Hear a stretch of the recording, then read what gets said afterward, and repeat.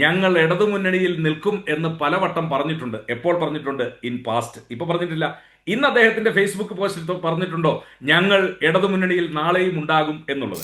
അദ്ദേഹം ഇടതുമുന്നണിക്കൊപ്പം ഉണ്ടെന്ന് പറയുന്നുണ്ടോ എന്നാണ് ബഹുമാനപ്പെട്ട സേനാപതി എന്നോട് ചോദിച്ചത്. 7 മണിക്കൂർ മുമ്പ് ജോസ് കെ മാണിയുടെ ഫേസ്ബുക്ക് പോസ്റ്റാണ് ഞാൻ വായിക്കുന്നത്. ബാക്കി അതിൻ്റെ താഴെ ബാക്കിയുണ്ട്. അപ്പോൾ രാഷ്ട്രീയ നിലപാട് ഇടതുമുന്നണിക്കൊപ്പം എന്ന് ആവർത്തിച്ചു വ്യക്തമാക്കി എന്ന് പറയുന്നു 7 മണിക്കൂർ മുമ്പ്. ആ ജോസ് കെ മാണിയെക്കുറിച്ചാണ് നിങ്ങളിപ്പോൾ പറയുന്നത്. ഇന്നലെ ഇന്ത്യൻ എക്സ്പ്രസിൽ വാർത്ത വന്നെന്ന്, അല്ല ഇന്ന് വന്നെന്ന്. എന്താ അപ്പോൾ പറയണത്? ഇതാണ് കനകോലു. ഏതെങ്കിലും കനകോലു ഇന്ത്യൻ എക്സ്പ്രസിലെ ഒരാളെ വാടകയ്ക്ക് എടുത്ത് എഴുതിച്ചാലോ? ഇപ്പോൾ ഒരു ചാനലിലെ മാധ്യമപ്രവർത്തകർ എന്നോട് പറയുകയാണ് അദ്ദേഹത്തിന് വിവരമുണ്ടെന്ന്. എന്ത് വിവരം?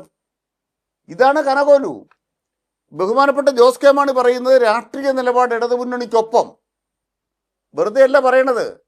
സ്ക്രീനിൽ കാണാം. രാഷ്ട്രീയ നിലപാട് പറയുന്നു. സ്ക്രീനിൽ അത് കാട്ടുന്നുണ്ട്. പറഞ്ഞോളൂ. ഉണ്ട്. അങ്ങനെയാണ് പിന്നെന്തിനാ നിങ്ങൾ ഇന്ത്യൻ എക്സ്പ്രസിന്റെ പുറകെ പോണത്?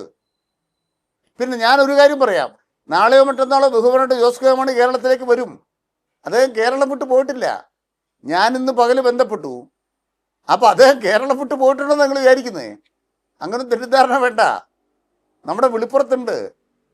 വ്യക്തിപരമായി അദ്ദേഹം കുടുംബത്തോടൊപ്പം ഒരു യാത്ര പോയാൽ അത് സ്വകാര്യമായിട്ട് പോകാൻ കഴിയില്ല എന്നാണോ കാണേണ്ടത്? അത് വെച്ചിട്ട് വ്യാജവാർത്ത ഉണ്ടാക്കുമോ?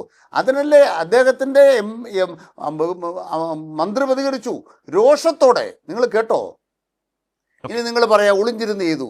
റോഷി അഗസ്റ്റിൻ്റെ പത്രസമ്മേളനം കണ്ടോ? രോഷത്തോടെയാണോ പറഞ്ഞത്? വളരെ രൂക്ഷമായിട്ടാണ് പറഞ്ഞത്. അപ്പം എന്താണ്? അതിനെ പിളർത്താൻ നോക്കാം.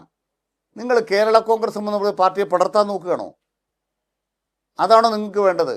അതാണ് നിങ്ങളുടെ ലക്ഷ്യം. ആ പാർട്ടിയെ തകർക്കണം. ആ പാർട്ടിയെ പിളർത്തി തകർക്കണം. ഇന്നു മുഴുവൻ ചർച്ച മാധ്യമങ്ങൾ പിളർത്തുന്നതിനെ കുറിച്ചാണ്.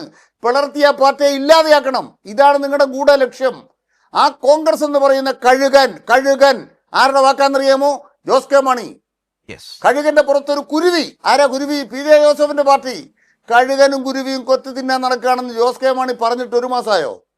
നാണം ഉണ്ടോ? എന്നിട്ട്